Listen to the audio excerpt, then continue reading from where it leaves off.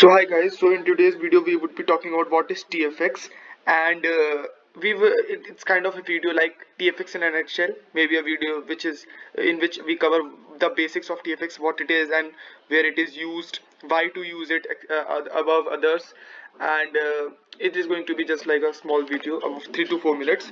So let's get started into it. So when we talk about a machine learning model, I've already talked about in this production video. I would revise that again. In this particular model, you are giving your model data, and it is giving you the output, something like this. Now suppose you are putting your whole model into production. It won't be like that you would be giving a particular set of data always to it to train it. You always like to add more and more examples to it. Hence you would create a particular pipeline like this directly. You would create a pipeline, constant data is coming to it, constant data is going, constant outputs are changing, constant improvement is being done in a model. So to maintain that consistency along with time, you use the production models, and for that there are several frameworks available. So before coming to the main tool, let's look at these tools like Kubeflow. It's quite famous tool. It's like a machine learning toolkit for Kubernetes, and yeah, it is also a bit famous. Now coming to Apache Spark, it's a really famous software when it comes to batch and streaming of data. In machine learning algorithms it is used. So yeah, it's also a very famous tool.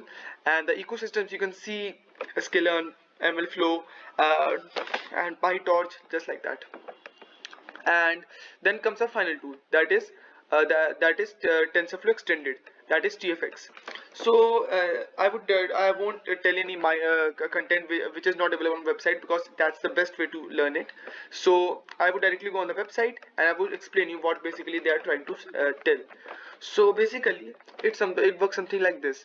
You ingest and invalidate the data. The first thing you do in a model is the step one I would like to tell, is is to consider data and give the best output, best input to it, so that the model works better.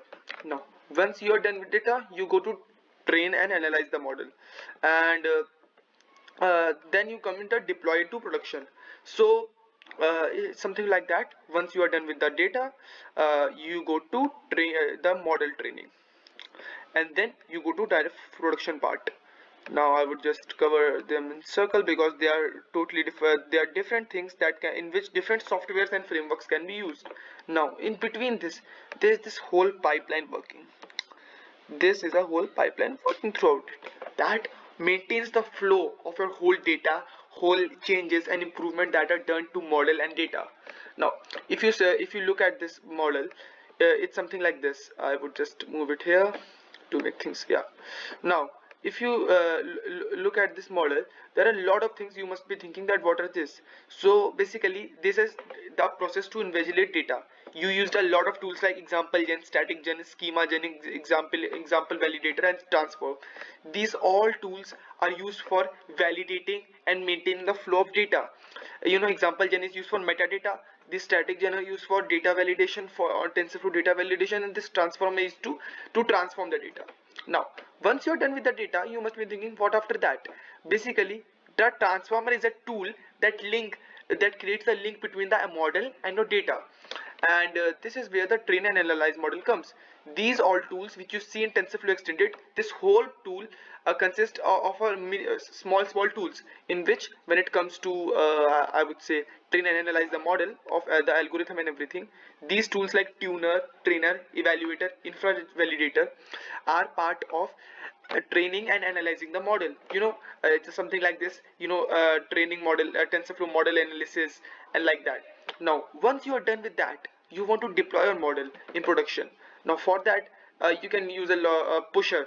Pusher is a very famous tool, and you obviously would like to deploy your whole model to a particular application. Let that be web application, Android application, iOS application.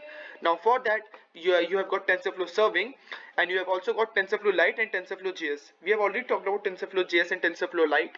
TensorFlow Lite is basically connecting your models to Android applications, and TensorFlow JS is connecting your models to a web application, something like that.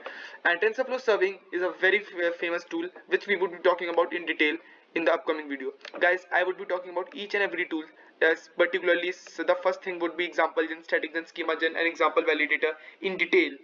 Uh, as I have already told you in the previous videos, due to my examinations going on after 1 week, the videos would come in consistent manner. So this was it for the video. Thank you and have a nice day.